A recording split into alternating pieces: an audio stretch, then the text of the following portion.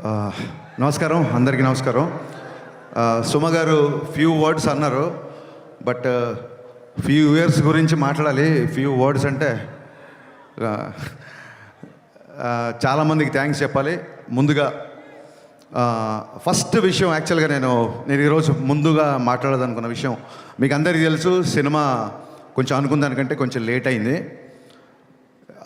బయట చాలామంది చాలా రకాలుగా మాట్లాడుకుంటారు, అది అది సృష్టి ధర్మం. బట్ ఎందుకు లేట్ అయింది అనేది నేను మళ్ళీ చెప్పాలి. ఫస్ట్ ఒక కాలేజ్ బ్యాక్డ్రాప్లో ఒక ఖుషీ ఎక్స్టెన్షన్ లాంటి story.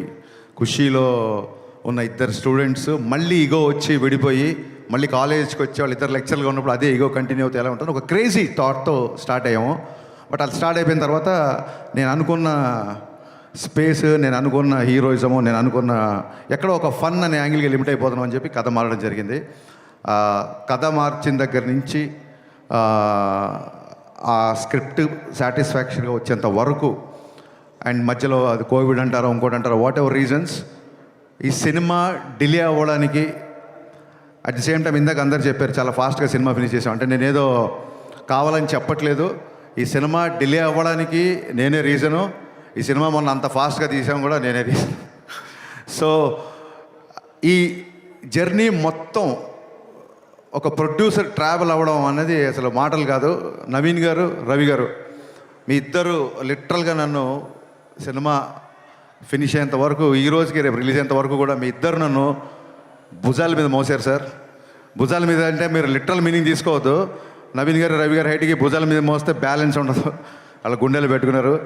Sir, your one of the best producer. అంటే ఎనీ డైరెక్టర్కి డ్రీమ్ ప్రొడ్యూసర్ సార్ మీరు. ఇంత లేట్ అయినా సరే సినిమా సాంగ్స్ దగ్గరికి వచ్చేసరికి నేను ఒక 500 మంది డ్యాన్సర్లు నడితే వాళ్ళు 1500 మంది పెట్టుకున్నాను. వాళ్ళు నేను ఒక ఈ సైజు సెట్ అడిగితే వాళ్ళు ఈ సైజు సెట్ ఇచ్చారు. అండ్ ఆనందన్న, thank you so much. Director విజయాన్ని ఈ రేంజ్లో మ్యాగ్నిఫై చేయాలంటే it's only one and only you. And ఇందాక ఆనంద్ గారు సరిగ్గా చెప్పలేదు, మైత్రి కెరీర్లోనే ఎత్తరా కాలర్కి వేసిన సెట్ బిగ్గెస్ట్ సెట్ అండి. రోజు 1500 మందితో షూటింగ్ చేసేవాళ్ళం. ఎవరన్నా సరే లిమిటెడ్ డేట్స్ ఉన్నాయి, మనం త్వరగా ఫినిష్ చేయండి అంటారు. ఏ రోజు కూడా ఏం అడిగినా సరే ఎంత కావాలి అని అడిగారు తప్ప ఎందుకు కావాలి అని ఏ రోజు ప్రశ్నించలేదు. ప్రతి డైరెక్టర్ డ్రీమ్ ప్రొడ్యూసర్స్ అండి మైత్రి మూవీ మేకర్స్. సార్, నవీన్ గారు, రవి గారు,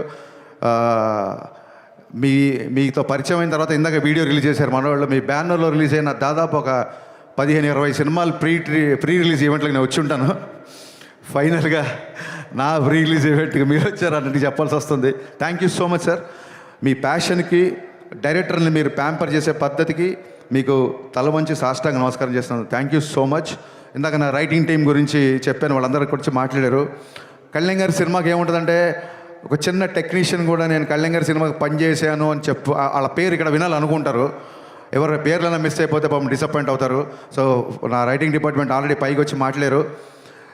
మా కథ మారినా మా గురించి, ఎస్పెషల్లీ నా గురించి కథలుగా బయట మాట్లాడుకున్నా, నాతో పాటు దాదాపు 2.5 సంవత్సరాలు జర్నీ చేసిన రైటర్ డైరెక్టర్ సంతోషం, mister perfect writer director Dashrath గారికి నేను మనస్ఫూర్తిగా కృతజ్ఞతలు చెప్పుకున్నాను. థ్యాంక్ యూ సో మచ్ అన్న.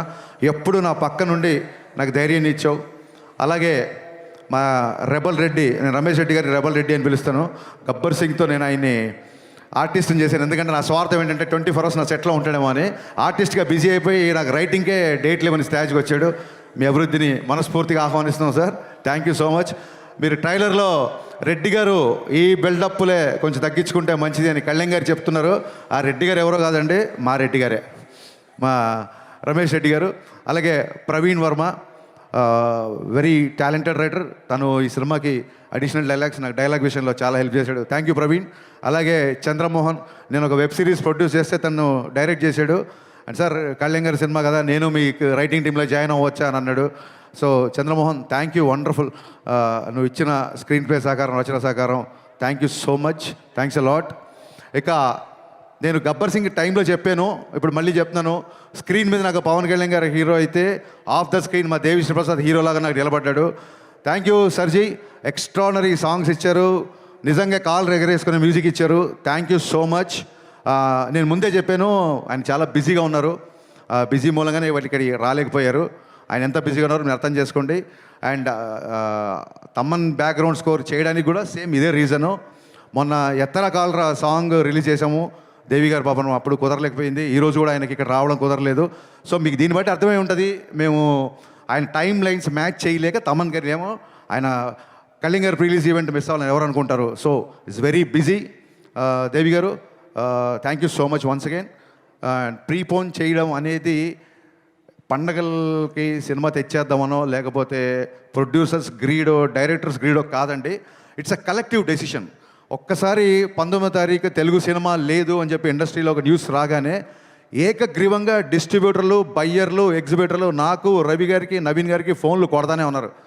అది వెస్ట్ నుంచి ఎల్విఆర్ గారు అవ్వచ్చు, మా కడప నుంచి శోభన్ అవ్వచ్చు, నైజాం నుంచి రాజు గారు, శిరీష్ గారు, హరీష్ ఎక్స్ట్రానరీ డేట్ ఒక 1 వీక్ అడ్జస్ట్ అయితే థియేటర్లు అన్నీ తెలుగు సినిమాతో నిండిపోతాయని ప్రతి ఒక్కళ్ళు సార్ ఈసారి పండగ పవన్ కళ్యాణ్ గారి సినిమాతో స్టార్ట్ చేద్దామని ఇంతమంది అడిగేసరికి ఆ రోజు కూడా మేము ఎగ్జైట్ అవ్వకుండా పోస్ట్ ప్రొడక్షన్ యొక్క డీటెయిల్స్ అన్నీ తీసుకొని ఎక్కడెక్కడ వర్క్లు ఎంతెంత బ్యాలెన్స్ ఉన్నాయి కనుక్కొని ఒక డే ఆగి అందరితో డిస్కస్ చేసి నెక్స్ట్ డే అనౌన్స్ చేసామండి యాక్చువల్గా.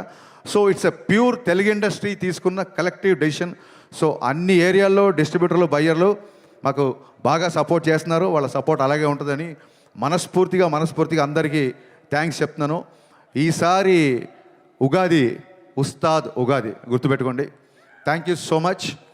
ఇకపోతే సినిమా విషయంలో టెక్నీషియన్స్ అయిపోయిన తర్వాత అయినాక బోస్ ఆయనతో నేను 4 సినిమాలు చేశాను. Thank you Bose for being my vision and thanks for being more than cameraman brother to me. అలాగే మా ఎడిటర్ కార్తికేయ రాలేదు ఇంకా, ఫైనల్ ఒక పోస్ట్ ప్రొడక్షన్ అంతా కొలికి వచ్చింది. ఓవర్సీస్ కాపీస్ ఇప్పుడు కాసేపట్లో బయలుదేరుతాయి. వాళ్ళందరూ అదే పని మీద ఉన్నారు, కొంతమంది రాలేకపోయారు ఇక్కడికి. And Parthiban sir, thank you so much for accepting this character. Actually your screen presence is more than magic and people are praising you in the trailer and I'm getting lot of messages. ரொம்ப నన్రి sir. And you made my job very easy because you're also a legend director. So that is the advantage of casting a director, I feel. Thank you so much. There are a lot of betterments, there are a lot of one-liners, there are a lot of nice suggestions, and I hope your experience was a boon to me. At the same time, K.S. Ravikumar garu చాలా మంచి character చేశారు.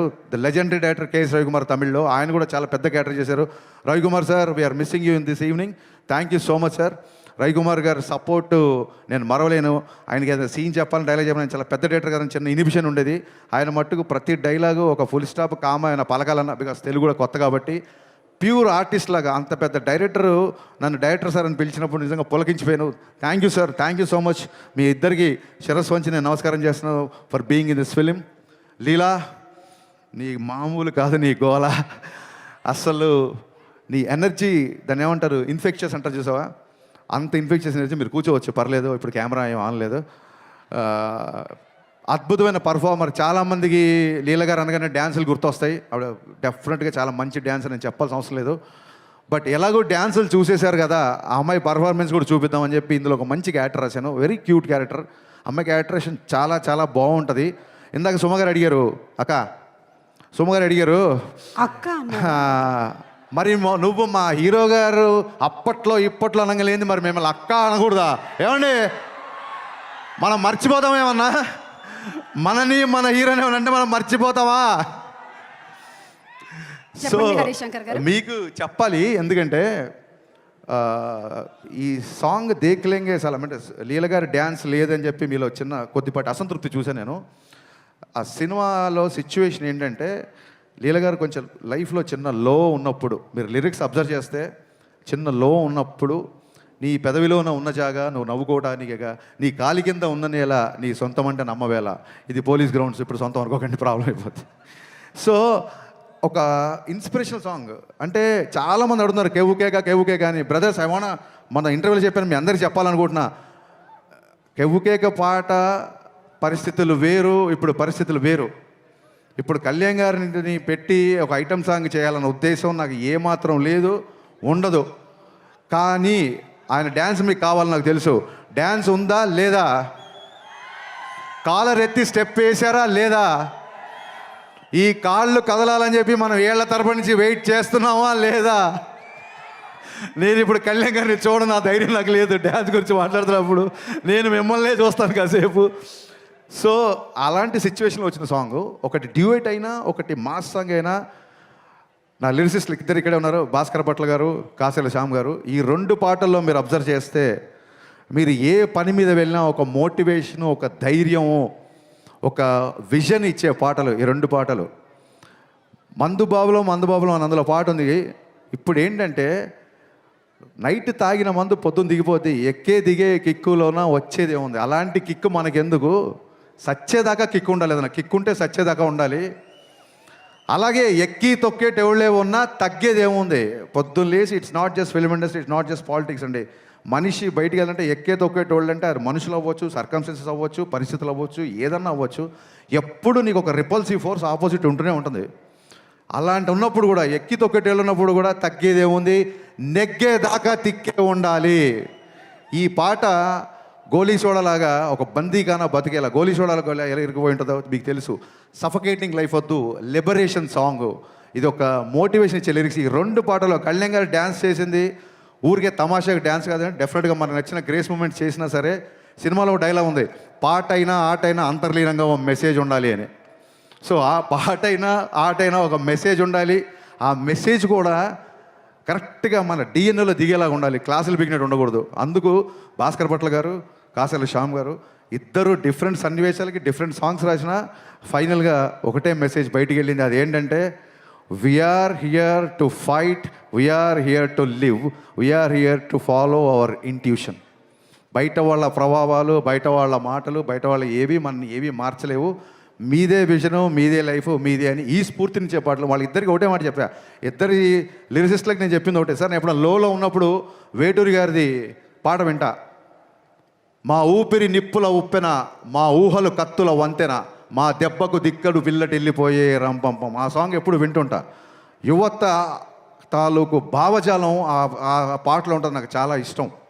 అలాగే ముందుకెళ్ళేవాళ్ళు, కాస్త ఫెయిల్యూర్లో ఉన్నవాళ్ళు, లేకపోతే చాలా high goals పెట్టుకున్న వాళ్ళు, నేడేరా నీకు నేస్తము రేపే లేదు, నిన్నంటే నిండు సున్నరా రానే రాదు. ఇవే వేటూరు గారు రాసిన ఈ పదాలే వాళ్ళకి చెప్పాను, దాని నుంచి వచ్చిన ఈ పాటలు. సో హోప్ యూ అండర్స్టాండ్ అండి. శ్రీలీల గారు డ్యాన్స్ చూసుకోవాల్సిన వాళ్ళు ఇమ్మీడియట్గా ఇంటికి వెళ్ళి యూట్యూబ్ ఓపెన్ చేయండి, బోల్డ్ పాటలు ఉన్నాయి. కళ్యాణ్ గారు డ్యాన్స్ చూసుకోవాల్సిన వాళ్ళు మార్చి 19న ఖచ్చితంగా సినిమాకి రండి. కళ్యాణ్ గారి డ్యాన్స్ చూడడానికి దేకులేంగేసి అలా పెట్టాము. దాని వెనకాల అంతరార్థం ఇది. ఇకపోతే అందరు ఎస్ చాలామంది ఎప్పటికీ రాలేదు. ఒకసారి డైరెక్షన్ డిపార్ట్మెంట్ దగ్గర ఇక్కడ ఉన్నారా? డైరెక్షన్ డిపార్ట్మెంట్ దగ్గర ఇక్కడ ఉన్నారు అనుకుంటున్నాను నేను. ఇప్పటికీ ఇంకా నేనన్నా ఒక పని అప్పచెప్పి ఒక పావు గంట పడుకుంటున్నా కానీ ఒక 3 రోజుల నుంచి పడుకోకుండా నా డిపార్ట్మెంట్ అంతా పనిచేస్తున్నారు. ముఖ్యంగా అఖిల్, రవి, మీ ఇద్దరు నాకు కుడి భుజం ఎడమ భుజంలో ఉన్నారు.